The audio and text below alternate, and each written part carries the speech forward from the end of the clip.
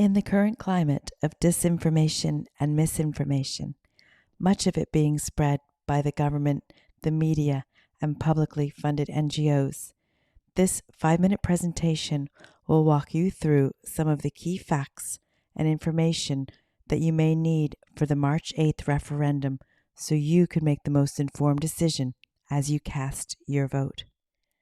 The 40th Amendment to the Constitution will be on green-colored ballot paper. It proposes deleting the current articles 41.2.1 and 41.2.2 and inserting a new article 42B. Article 41.2.2 says that the state shall therefore endeavor to ensure that mothers shall not be obliged by economic necessity to engage in labor to the neglect of their duties in the home. I'm going to talk about maternity leave, financial supports, one-parent families, and empowerment. Article 41.2.2 places a positive obligation on the state to endeavor to ensure that mothers shall not be obliged by economic necessity to engage in labor outside the home. A woman may choose to be outside the home, and today we have the freedom and protection to make that choice. I'm going to talk about the maternity leave protection that we have in today's Constitution. It could be argued that Article 41.2 laid the foundation for recognizing a mother's right to Social Security. For example, the Maternity Protection Acts, providing for statutory maternity benefit. A mother has the right to return to work with the same terms and conditions after maternity leave of 26 weeks statutory paid maternity leave, followed by 16 weeks additional unpaid maternity leave. I'm going to cover some of the financial supports, specifically pension, that we have under today's Constitution. There are ongoing social welfare supports for a mother to care for her children at home, beyond the Maternity Protection Acts.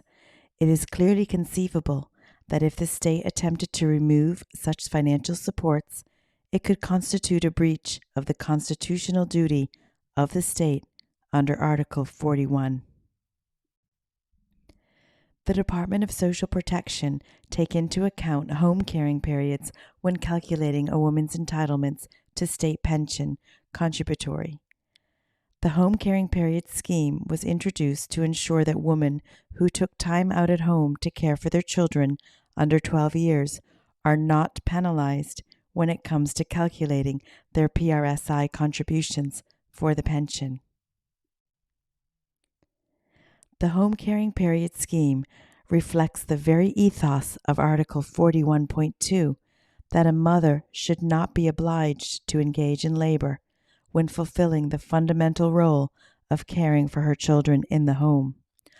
Article 41.2 forced the state's hand by ensuring that social welfare provisions did not disadvantage a mother when applying for a pension because she took time off during her working life to care for her children at home. I will now discuss financial supports and one-parent families. More than 40,000 households receive means-tested working family payment.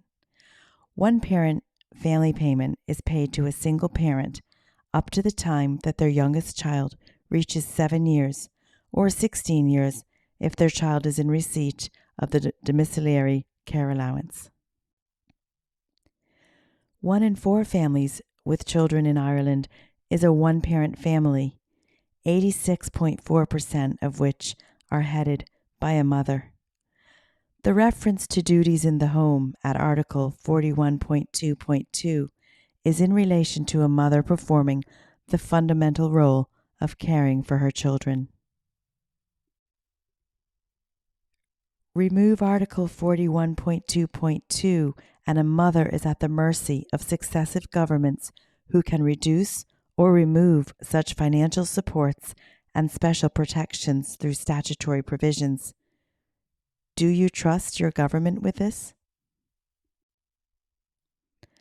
Let's summarize this information by talking about the protection and empowerment that we have under the Constitution as it stands today. We are not chained to this, but we do have a deep connection with our children. We are women. We have the freedom and protection to choose our role. Please do not vote this choice away. Vote no and no on the 8th of March. How can you support our campaign? 4 simple ways. 1. Get out and vote no on the 8th of March in the referendum. 2. Encourage everyone you know to get out and vote no. 3. Share this information far and wide. It's up to us to debunk those myths and to deconstruct the misinformation and the disinformation being spread by the government, the media, and the publicly funded NGOs. And 4, support our campaigns by donating to the cause. The Natural Women's Council, Irish Education Alliance, Lawyers for Justice Ireland, and Parents' Rights Alliance receive 0 funding. We rely solely on donations from people like yourself to do things like printing leaflets, hosting live events, doing podcasts, webinars, and more. On the next slide, you can find the link to throw in a donation so we can get this very important message out before the 8th of March referendum. Thank you for voting no.